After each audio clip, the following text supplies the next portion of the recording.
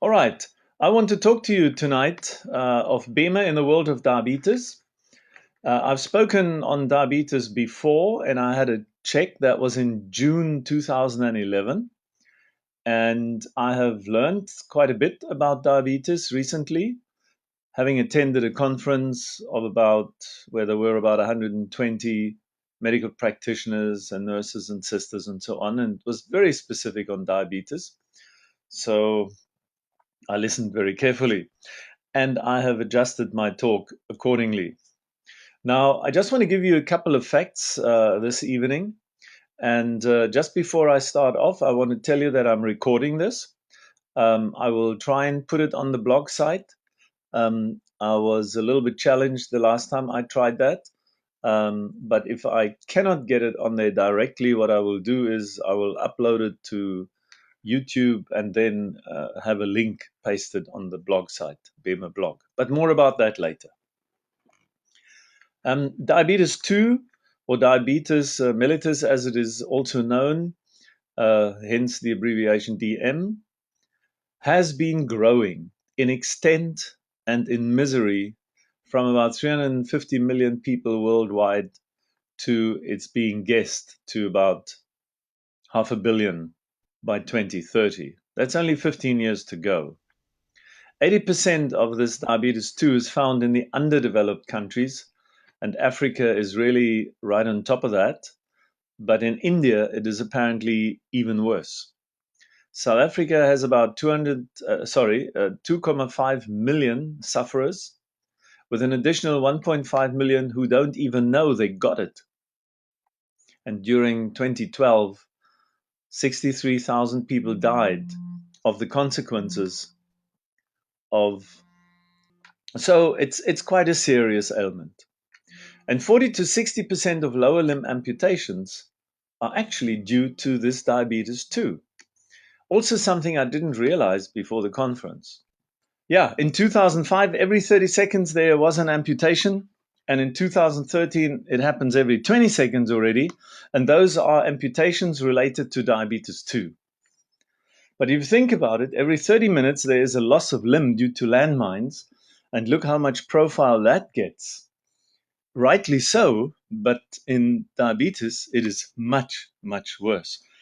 It is, in fact, then 120 times as bad. On the African continent, the situation around diabetes 2 is even worse. What I've heard there is shocking. But what we need about diabetes, and I'm talking as a complete non-medical person, of course, is education and awareness, prevention and motivation, and simple but consistent care, and managing this diabetes consistently. That is, in summary, what I got out of that conference. And the education and awareness is just that we should be aware of how bad this diabetes is and the cascading effect that it has in terms of all the terrible sicknesses that can grow out of diabetes. And prevention being so incredibly important, and the motivation of people who have it to take it very seriously. The worst consequences of this diabetes are foot ulcers and wounds that are very difficult to heal. There's a lot of pain associated with that. Peripheral neuropathy is really about how the nerves in your lower limbs are dying off as a result of these ulcers and wounds and poor blood circulation. And the vascular pathologies, these arterial diseases, blockages, make everything worse. That can also affect not just the legs, but it can affect your eyes, retinopathy, and nephropathy. That is trouble with the kidneys. And the worst I then heard was having no pain. In Africa, that is apparently a very big problem because people walk barefoot, they get injured, They develop diabetes, they develop ulcers, they develop wounds, they have a lot of pain. And then with time, the pain goes away because the nerves have all died. Then there's no pain. So that while they're sleeping, and this was quite shocking, rats can sort of nibble at your feet. They cause horrible wounds. And that is one of the biggest problems in the middle of rural Africa. I never realized that. Now, these neuropathy problems due to diabetics are really problems with the nerves. Over time, people with diabetes can develop nerve damage, and apparently, some of those people have no symptoms. They don't even notice that they're losing their nerves, or nerve endings or nerve cells in the lower limbs. And then, as I said, others have symptoms such as pain, tingling, or numbness, loss of feeling in hands, arms, feet, legs. But it can happen not just in the extremities, it can happen in your kidneys, it can happen in your heart, it can happen in the digestive tract, and so on. And about 60 to 70% of people with diabetes have some form of this neuropathy. And the highest rates of neuropathy are among people who have had diabetes for at least 25 years. So when I heard this, I realized 25 years sounds like a long time, and it is a long time to have an ailment and a disease, a chronic one on top of that. But if you think you have it all under control and you live your lifestyle the way you do, and you don't notice that this neuropathy is actually growing in your legs in extent and seriousness, then that must be a pretty tough awakening to it. So it's always a matter of controlling the blood glucose, blood sugar, and cholesterol, and a couple of other things. And apparently, if you do suffer from diabetes, overweight is always a result of that. So sometimes it can be the cause, but sometimes it can also be the consequence of. Now, what does all this mean? Well, in those 3 days at the conference, I discovered microcirculation is really the key to it all. I put here a key because there are obviously other complicating factors. But just look at a couple of things here. The lungs consist of millions of alveoles, which have to facilitate the transfer of the oxygen into the blood and the CO2 out of the blood into our exhaling breath. The eyes, and yeah, if that doesn't work in the lungs, we can't even get the oxygen in that is available. In the eyes, behind the retina, we have blood vessels, and apparently in diabetes, there is a slow loss of vision as blood vessels in the eye deteriorate, and it can be done surgically. But if you could just improve the microcirculation beforehand to delay the onset of this or even prevent it altogether, or once you have a slight loss of vision already, then the microcirculation is the key to possibly improve it. Now, we don't have any clinical trials for that, but we have quite a number of anecdotal evidence and medical studies, but there were very small groups of people. But the results were even more surprising to the people who were treated with a BEMER. And the people that were most surprised were the medical doctors treating these people. In kidneys, the kidneys operate completely on microcirculation. That is how the urine is extracted out of the blood in the nephrons, and in those tiny little parts in the kidney. The whole kidney consists of these things. But if they leak and if protein passes into the urine, then we are already in deep trouble. All organs can suffer as the repair and regeneration is impaired as we get older.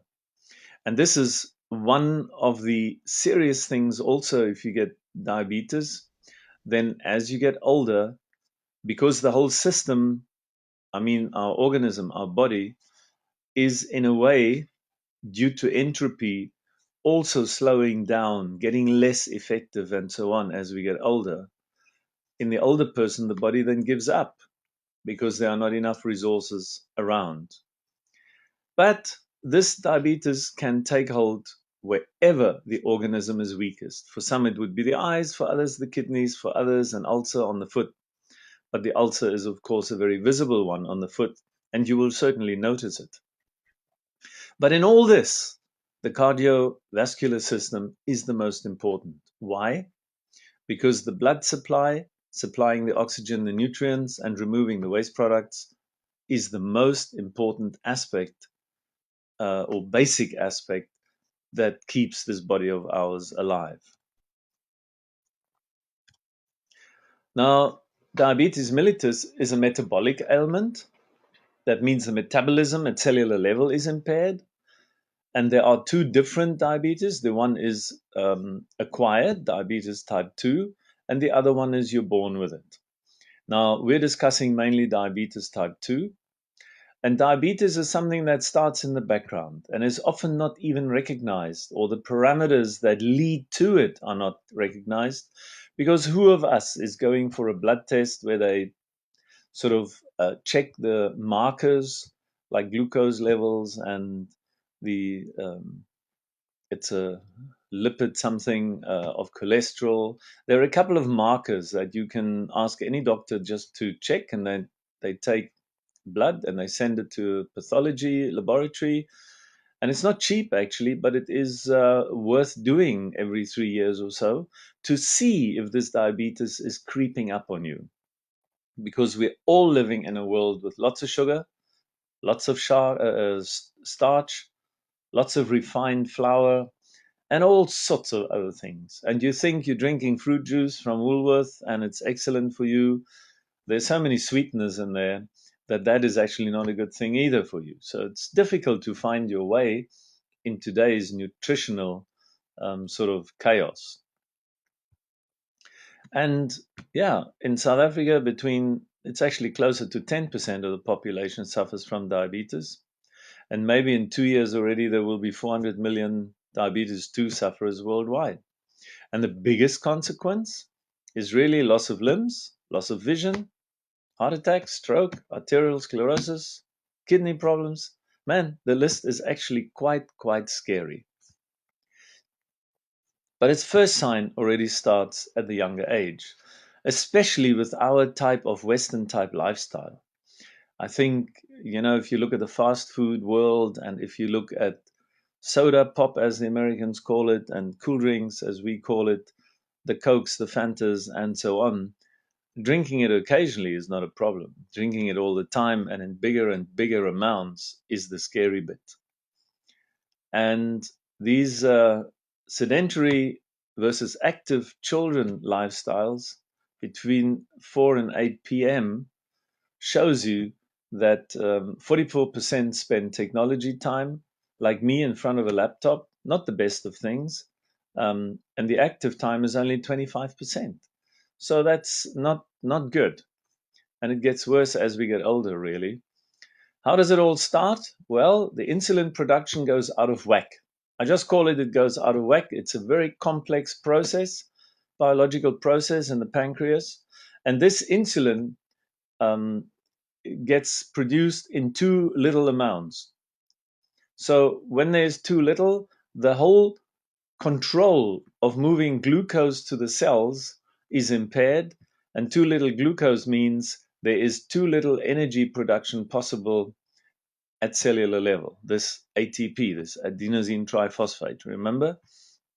And insufficient ATP over a long period means less biological effectiveness across the board.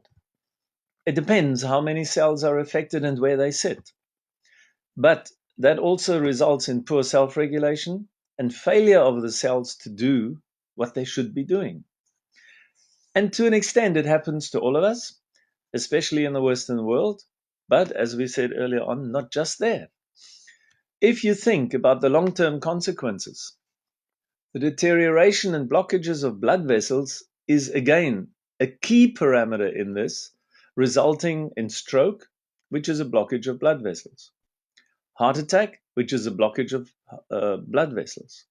Kidney failure, which is a blockage of the smallest blood vessels, so that the kidney cannot do its function of extracting the urine and collecting it. Then there's gradual blindness and possibly tinnitus of the ear because of lack of microcirculation. And what is, of course, most visible and takes a sort of a gradual time is the gangrene, which can lead to amputation, and the vascular deterioration. The blood vessel walls have to be flexible, and up to a point of the microcirculation, there aren't even muscles around these blood vessels at all anymore. And then the endothelium, the very thin little skin around the blood vessel, also deteriorates, causing all sorts of problems. So, in all this, while I was listening to the speakers at the conference, I heard the word lack of microcirculation, impaired microcirculation, poor microcirculation, all the time. All the time.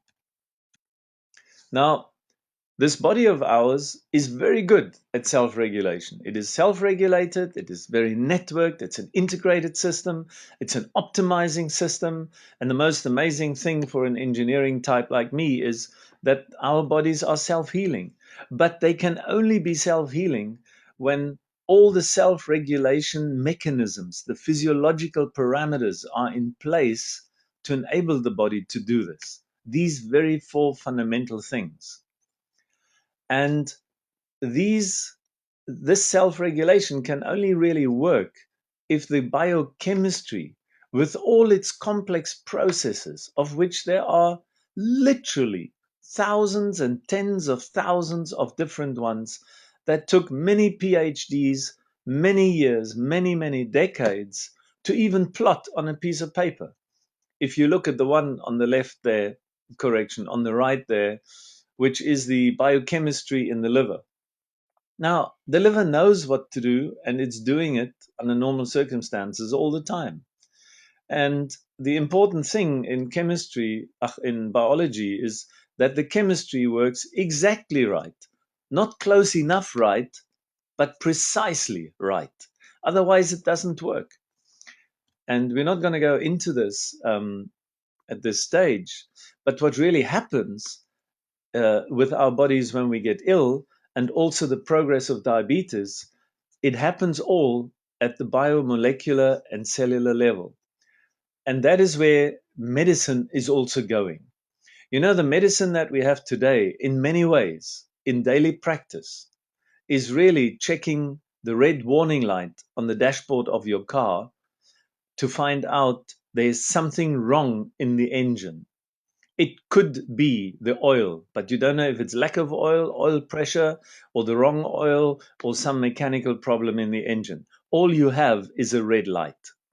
But when you dive down into the nitty-gritty, then you find out, in medicine at least, that the problem is at biomolecular and cellular level. Always. Not sometimes, always. It doesn't matter if it's a broken arm or a foot ulcer, or it is a heart attack, or even something like Alzheimer. It happens at the biomolecular and cellular level. And it has all to do, going back to the macro level now, it all has to do with lifestyle. Our lifestyle is wanting because we're giving ourselves stress. We're giving ourselves oxygen shortage. That causes the cells to run anaerobically.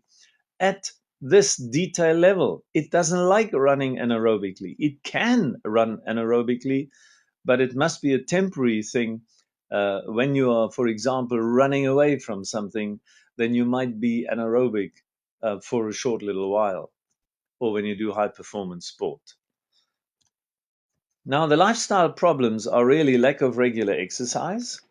And you know, when I make a list like this for you, I'm the biggest culprit of them all as well, because I know myself and I know how lazy I am. I much rather sit in front of my laptop actually than to do exercise. Maybe it has to do with age. I don't know.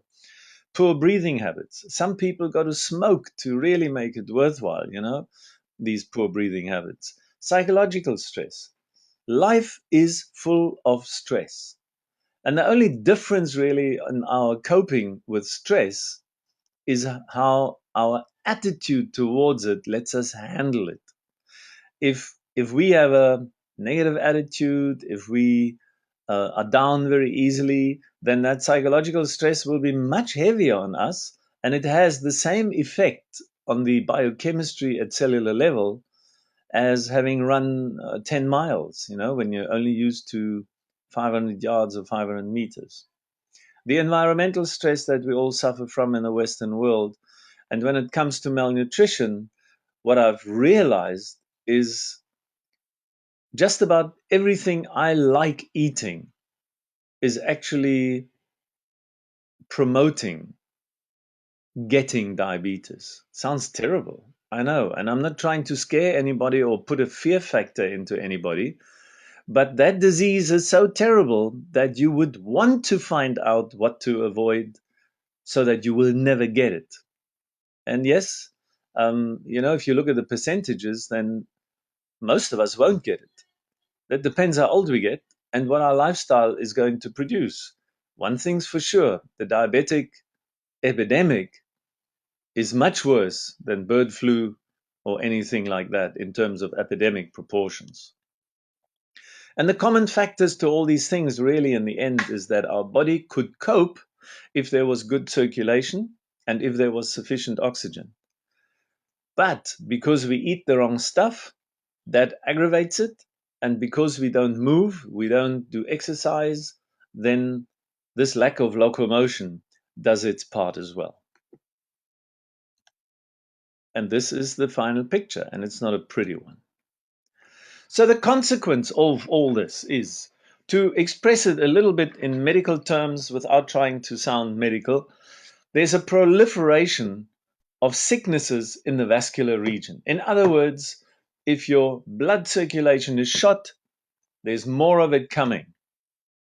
The importance of effective vascular functioning, I've already just touched on, but when you listen to experts talking about that for hours, it is a very eye-opening experience. And the importance of the metabolic balance at cellular level is extremely important for all ailments. It's not just diabetes, it's for everything that can befall us. And the significance of the combination of maintaining good vascular health so that we prophylactically, in other words, as prevention, can maintain good blood flow. That's important, even if we don't have diabetes yet. In a way, the way I understand it, we are actually all pre-diabetics. Did you know that? Even if you haven't got a sign yet, just watch your blood markers slowly over the years, over the decades, and you will see that if you live the lifestyle that most of us have to live in the Western world in a city environment, then we are pre-diabetics, like it or not. Regeneration after suffering injuries, wounds, and surgical interventions is very important. And we can only really recover once we have contracted something, diabetes included, ulcers and wounds included, if those injuries, those wounds, those surgical interventions will get enough blood circulation and oxygen and nutrients. And of course, the older we get, the system winds down. There's no doubt about it. Even if we are as healthy as anything at 80, we would not be able to perform mentally and physically as a 20-year-old. But the quality of life in the elderly is a very important aspect. And the significance of, having good microcirculation is that the quality of life in the elderly can be maintained a bit longer. And we surely all want quality of life. So how can the BEMER help in all this? Well, quantifiably, repeatedly, and consistently, it improves the blood circulation. People, that is the one thing the BEMER does excellently, and it has been proven, it has been verified. This experiment can be done over and over and over, and we will always get the same results. It improves the blood circulation. The most important aspect of that one is it improves the blood circulation in the microcirculation. It enables almost all physiological regulation parameters such as partial oxygen pressure, ATP production, and many others to improve. Now, those are not things that you can do in a placebo effect. You cannot, by sheer willpower, improve the partial oxygen pressure, the ATP production, and a couple of other things. You just cannot do that. The BEMER assists in the important area of recovery and regeneration, but the aspects of recovery or that are important in recovery and regeneration are the same physiological parameters that maintain your ability to stay healthy and stay fit. You know what I mean? The same parameters that can prevent sickness are also the ones that exasperate uh, what's the word? Make it worse, you know?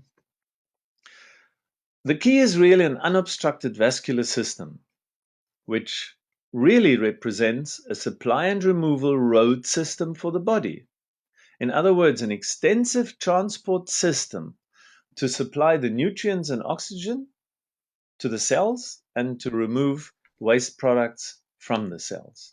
Now, the blood vessel distribution is not very difficult, and I don't want to bore you with statistics here, but the arteries in our bodies have got a total length of about 11% of the total length, the veins almost 15%, and the microcirculation, in other words, those blood vessels that are smaller than 0.2 of a millimeter and smaller than that are 3/4 of all the blood vessels in your body.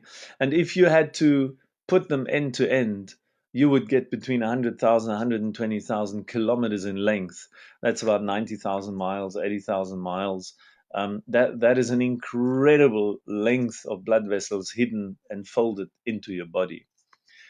And as I said earlier on, the microcirculation consists of blood vessels between 0.2 of a millimeter down to 6 thousandths of a millimeter. Now, 1 millimeter is a tiny little distance. And to look at a fifth of a millimeter, which is the beginning of the microcirculation, is already remarkable. But the exchange of nutrients, of glucose, of oxygen, and the reabsorption of CO2 and waste products back into the blood all takes place in the capillaries. And the capillaries are something like 5 to 7 thousandths of a millimeter in diameter. And that all has to work. So the BEMER therapy represents a real breakthrough in the understanding today of effective vascular functioning. Because effective vascular functioning, if you could see it under dynamic conditions and with the special visual microscopes that Dr. Klopp at the Institute of Microcirculation has to his disposal, we find that these researchers understand vascular functioning much better. Now, in the past, in the last, say, 20 years, what was investigated is how does the vascular system react to chemical treatment? Could we improve it? Could the medication maybe get through the vascular system easy or with difficulty? And it was difficult to get the active ingredients in the medication to the cellular interface because let's face it, if the last couple of millimeters in your capillaries are closed because of blockages or because they are just not working anymore, then you will not get the active ingredient in your medication to the cells. And that means the only alternative you have is to increase the dosage. Also, chemical treatment is very slow. It takes hours or days even to get to its destination. And with medication, when it comes to many ailments, not just diabetes, there's a relatively low efficacy, in other words, the efficiency and effectiveness of the medication. And of course, with all chemical medication, there are potential side effects. And sometimes the side effects are worse than the healing um, activation that this active ingredient can produce. Now, the BEMER treatment is a physical vascular treatment. We're not using chemistry. We're using a phenomena which was discovered uh, in real breakthrough research at the Institute by Dr. Klopp. And this breakthrough technology was developed in Germany in 1998. And it grew out of the old electromagnetic field therapy, which nobody really knew exactly how it works, if it works, when it works. Okay. And it wasn't consistent. But that has all changed because the BEMER treatment, although the active ingredient is an electromagnetic pulse of a very, very weak intensity, it is a physical vascular treatment. And we can see under the microscope that when the BEMER is switched on, there is an immediate response in terms of vascular flow and vasomotion, the dilation and contraction of blood vessels. It is side effect free, and it is compatible with all medication. So it's not throwing out medication, it's just saying medication, come on board. Now we can actually deliver it to the destination where it is meant to be used. And the BEMER physical vascular therapy produces certain effects. The effect, by the way, is not healing anything. The effect is at the microcirculation, which is 3/4 of the blood vessels, remember. What does it do there? It activates the dilation and contractions, which is a natural rhythm at these smaller blood vessels, which hadn't even been known 20 years ago. It wasn't even, medical science wasn't even aware that there was such a thing at that small diameter blood vessel. And how does it do that? Well, it has a very specific type of signal, and that signal is repeated in a very specific sequence, or call it a rhythm. And that rhythm is dependent, or rather the rhythm, yes, the pulse repetition rate that you push through the tissue depends on the diameter of the microcirculation you want to target.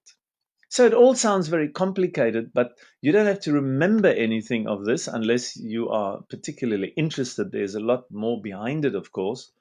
Um, but what we have to recognize is that the BEMER physical vascular therapy doesn't heal anything. It works at the microcirculation in terms of vasomotion and does do it through a specific signal which is targeted at the tissue with a certain rhythm. That's it, full stop. The result is that the body's self-regulation system can now kick in and fix many, many things, including diabetes 2, the onset of it, the healing of it, the using less medication. Although I don't want to advocate here over this webinar that you just use the BEMER and then forget your medication. That's not the idea. The BEMER will do the things I'm telling you that it is doing. That is for sure, because it's a physics thing, and I can explain that. The medication that you use has medical reasons and medical effects, which I know nothing about, and you should never stop that. Let the doctor discover that his medication or her medication is now getting to the pancreas, to some other organ, whatever you're treating. Okay. And this BEMER signal configuration is really too complicated for tonight. But I just want to show you this picture. What we see here on the left is the artery, then we have a large diameter artery, then we have smaller arterioles, and the smaller arterioles, the larger arterioles and the smaller arterioles are necessarily of different diameters, and each diameter range has a different response in terms of the pulse repetition. So if you look at the larger arterioles, here we're talking at about maybe 120 to 80 microns, that is thousandths of a millimeter. We repeat that pulse 10 times a second, while in the smaller one, we repeat it 33 times a second. And the smaller one might be 50 microns or 50 thousandths of a millimeter. And the same on the venal side. Okay, so with this, the capillaries there in the middle. I'm sorry that I didn't translate the slide for you, but you can figure it out. Okay, so the whole point is that at the same time, the new generation BEMER is impacting the same signal, the same BEMER pulse, but at different repetition rates and different intensities. And the intensities you can choose on the machine, but the pulse repetition rate is fixed. And we've all seen, or most of you at least, the pictures. And I cannot show you the movies now on the web. It takes too long. The broadband here in South Africa isn't broad enough to do that. But before BEMER, we have a certain area in the tissue and we can see individual red blood particles. We can see individual small capillaries. And everything is open after 2 minutes of BEMER. But it's only open where the body wants to open it. That's another story for another evening. I'm focusing here on what this could all mean for diabetes. If we have closed capillaries and you have the BEMER on for 2 minutes, then already capillaries start opening in places where the body hadn't used them for a while. What does that mean? That means that the cells in the vicinity of this capillary will get their oxygen, their glucose, produce ATP, function properly, do all their chemistry right, and the body's self-regulation mechanisms can kick in. The immune system is another one that is directly influenced by the BEMER by having more white blood particles in the bloodstream. Here is just one on the lower wall. You can see it there over here. There's one. And they slowly roll along on the inside of the blood vessel wall. But already after just 2 minutes, we get a lot more released from the lymph nodes and so on. And that's what we want. We want these white blood particles. They are like policemen in the army and homeland security. That is looking in the body for viruses, for bacteria, for malfunctioning cells, for tumor cells, and for all the cells that are not doing what they're meant to do, like possibly the ones that produce insulin in the pancreas. Okay, so the improvement of physiological parameters after the BEMER therapy, say average on 6 weeks daily treatment, is significantly improved vasomotion. Remember, that's a dilation and contraction of the blood vessels. A significant improvement of more capillaries, hence there is more blood flow. That's what we want for the cells to get fed and waste products removed. Almost a third increase in the venal backstream. That is, all the blood has to go back through the venal system, back to the heart and the lungs. And 29% improvement in oxygen extraction. People, you don't even need an hyperbaric chamber if you could do this. That's not to say we don't need the hyperbaric chamber. What I'm just saying is, if your body would be able, without a hyperbaric chamber treatment, to extract more oxygen by a simple treatment like this, imagine how effective a hyperbaric chamber now would be. When the body is prepared, the capillaries are open, the oxygen is there now from the hyperbaric chamber, and the oxygen extraction will go up. And what does that mean?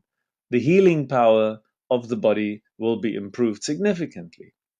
And the ATP production, that's like saying we get more petrol in the tank of the car, or gas, as you would say in the US, okay? So the ATP production increases tremendously. And it makes sense because it's really it follows the improved blood circulation and the improved oxygen extraction and the improved nutrients getting to the cells. That is when these little generators produce more ATP. And to come back to the diabetes quickly, is here is a diabetic foot, a diabetic leg, where you can see the vertical axis is actually this dilation of the small blood vessels and the contraction. So that should be a wiggly line, but it is flat. And it really means that there is hardly any blood flow in the microcirculation. After a couple of BEMER treatments, after 1 month, there is a start of a squiggly line of the diameter changes over time. You see, the bottom is in seconds, and D stands for diameter of the artery in micrometers. So we're talking here at about 20 thousandths of a millimeter, and the variation, how this varies over time. And look what it looks like. The wound is much better. Now we have another month, and look at that. We have proper vasomotion. And that is all the BEMER does. And once the body has the proper vasomotion, many of these diabetic wounds will heal faster. I hope that makes sense, and I hope that is understandable what I'm saying. And remember, I'm saying it as a non-medical person. I observe the physics, and I have a photo, and I can compare the two. And in case you think this is just the best photo we got hundreds of these, hundreds. Some of them look much worse, like a diabetic foot, for example. I mean, in this conference, I've seen pictures that you wouldn't want to see ever, especially not on yourself or on your loved ones. But here's a diabetic foot with a gangrenous a toe that was going to be amputated. And in the end, they did do it. But look how the feet looked. These are really terrible pictures. I don't want to stick around too long for them. But after 1 month of daily treatment, it already looked a lot better. After 14 weeks of daily treatment, it looked like this. And this is the point. After 17 weeks of daily treatment, this is the result. Now, beat me with a stick, but I mean, if this is what we can get, I say can get, not will get. Sometimes it takes longer. Sometimes we're not as successful, but usually we are so successful. And we have seen it in the wound healing clinic. Some of you know that we have this paper that was written for us, not for us, it was research done by a wound healing specialist, Liesl Nodir, here in South Africa. And in the end, she found that the BEMER, in part, assisted greatly with the wound healing, and in other cases, caused the wound healing by the mechanisms that are explained. Here's a lady bedridden with also an ulcer at the bottom of her foot. And it took a long time. But you know, if in a hospital, after 2 years of conventional therapy in a hospital, they cannot get rid of it, and the BEMER goes from that picture to the next picture in 6 months, and 2 months later to that, and just 1 month later to that, that is remarkable. Because they had 2 years' time to fix it, it didn't work, and then something as simple as the BEMER comes along, and suddenly it only took 9 months instead of 24 of no achieving anything. And macular degeneration caused by diabetes 2 is also a very serious thing, as I said before. And before BEMER therapy and after therapy, over about 6 months, 12 months, 18 months. Yes, we do get results. Is there a clinical trial on this? No, there isn't. There are too many ailments and diseases to do clinical trials for everything. However, when you get the idea that the microcirculation is important and you can improve it, then many things will improve.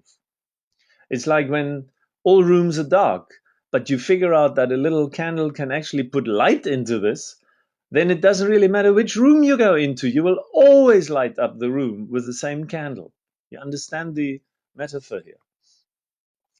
So can the BEMER effect be really explained? This is not a believe it and it might work for you type of gadget. In scientific and medical terms, it can be explained. We've got lots of research reports. Remember, though, that the whole BEMER revolutionary concept was only really discovered in terms of its effectiveness in 1998, 97, 98.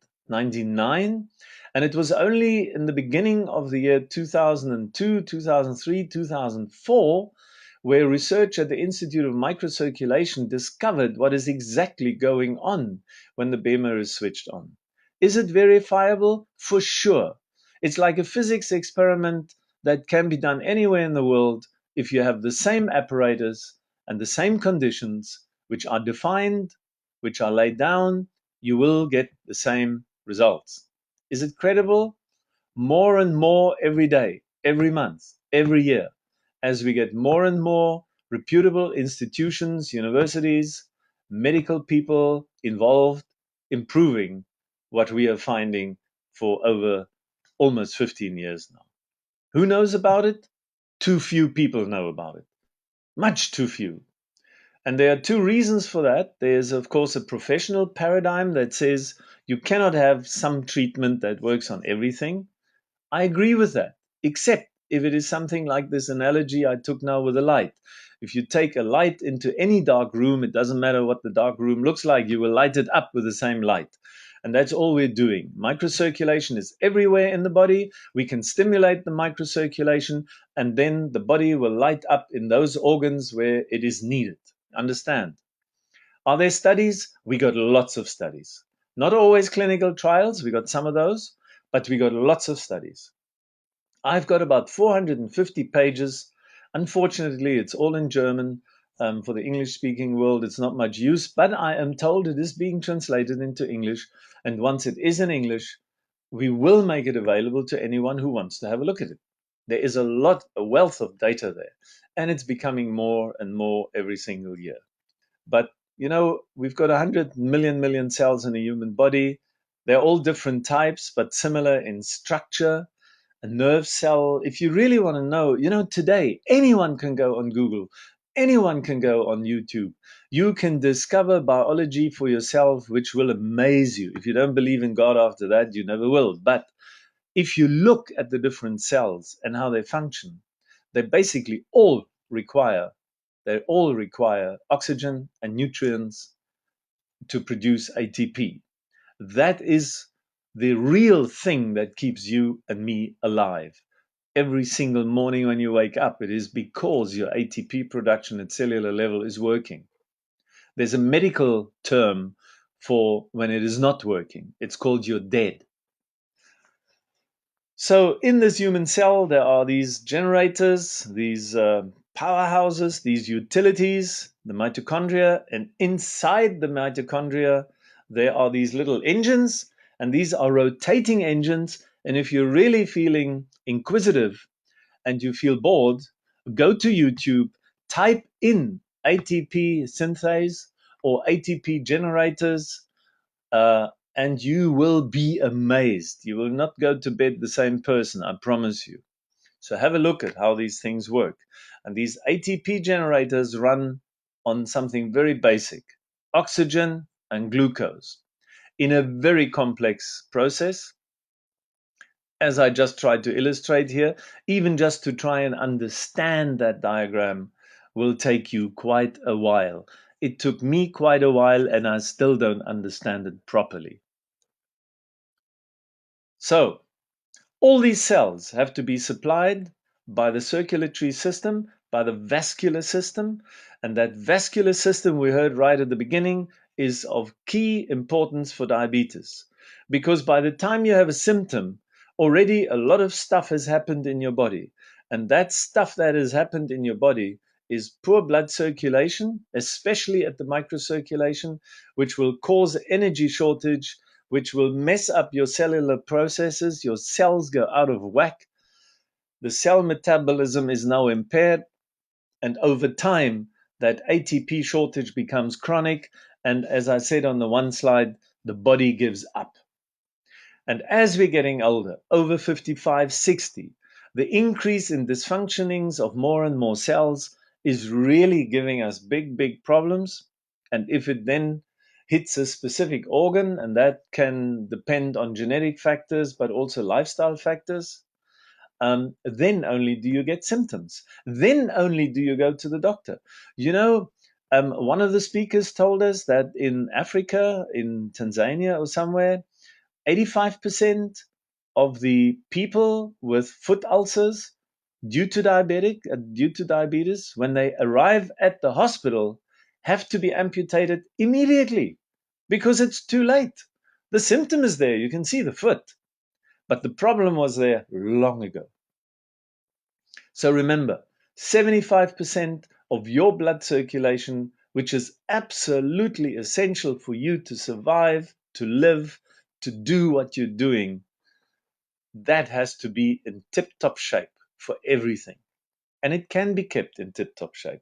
And if we do that, we stimulate the microcirculation, then we improve the essential supply and removal mechanisms for cells, which improves the biology, which improves the self-regulation and self-healing ability of the cell, of the body. How difficult can that be to understand? However, I want to make something very clear here. The BEMER does not replace diabetes medicine, but the treating medical practitioner will most likely reduce the dosage, and together with lifestyle adjustments, the diabetic may become medicine-free. We've seen it a few times now, so I'm telling you, do not reduce or stop medication under any circumstances.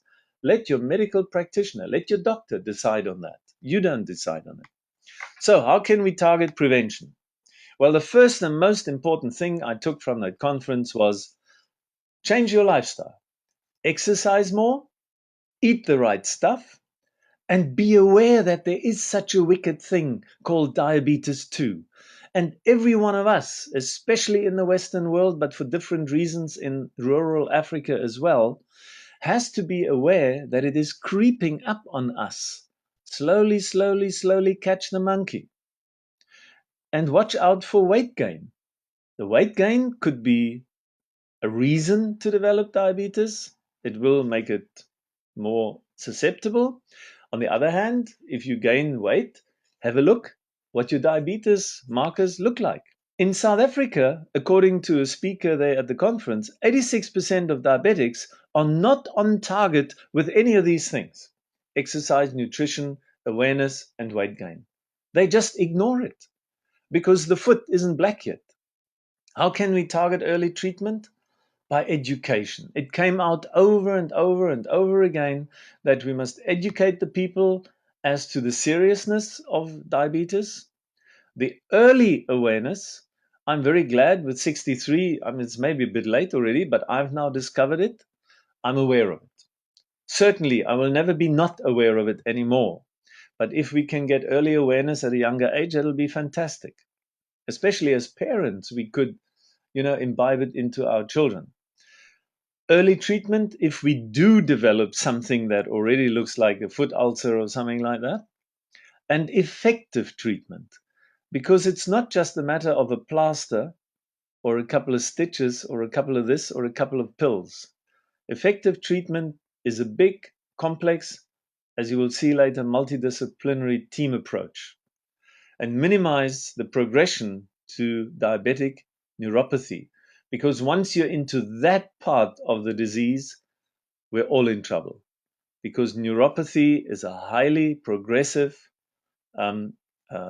situation and has to be reassessed continuously, as the medication that is used is sometimes very aggressive and can't be used forever and must be adjusted to preclude serious high-risk side effects. How can we target the treatment? Well, there must be proper wound healing strategies for diabetes, blood pressure reduction in general, maintain the glycemic target, in other words, the blood sugar levels, cholesterol levels.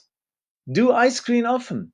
I mean, the eye surgeon said less than 50% even of diabetics receive ocular care. They just think it's part of aging that suddenly you need glasses every 6 months.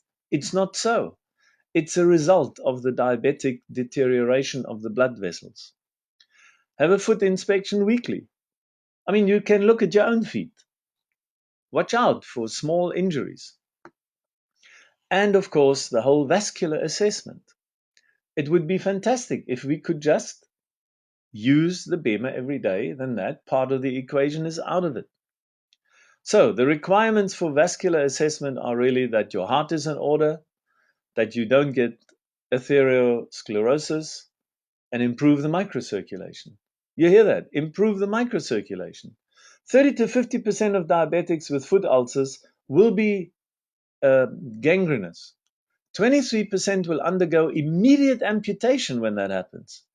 Those are shocking things, shocking. Very few people with amputations return to a normal life. Let's face it, if I had to lose a leg or a foot now, that would be really, really tough to get back to normal life. But with proper vascular evaluation and interventions, apparently diabetics had 57% less amputations in a 20-year study. I think it was conducted in the UK, if I remember correctly. If there's little or no pulse in your foot, it is most likely that the patient suffers an ischemic limb where the blood flow distribution in the lower limb has reached near catastrophic situation. That is scary, and that is something, and again, I don't want to scare you. I just want to scare you enough that you are aware of the bad consequences of this really wicked disease. Improve the circulation, improve the microcirculation so we can get more oxygen there, extract more oxygen, increase ATP production, and have more effective cell biology. You know, those are the typical statements of an engineer. We are just putting the facts down, and then many things can be sorted out because we have a self-healing, optimizing, self-regulating body. But that's essentially all the BEMER does. It's quantifiable, as I said, it's repeatable, it's consistent, it's quite ordinary in its sense of application. You just lie on the thing, you don't have anything connected to you, and these things will happen. So it's ordinary, but it's extraordinary in its effect. And it acts as the cause, not at the symptom. Remember, when you have the symptom, a lot of things have happened already. By acting at the cause, you can prevent a lot of things from happening. It's gentle and it's safe in the effect. There are no negative side effects. As impossible as that might sound to a conventional medical practitioner who knows that every form of medication has negative side effects. Just depends how high the dosage is. Not in the case of BEMER. The results are massive and life-saving. Of course, there's much more to it when it comes to understanding and treating diabetes. And I'm fully conscious that I, the technology guy, is trying to talk about something that he knows very little about. But hey, I understand principles, fundamentals, and I understand physics.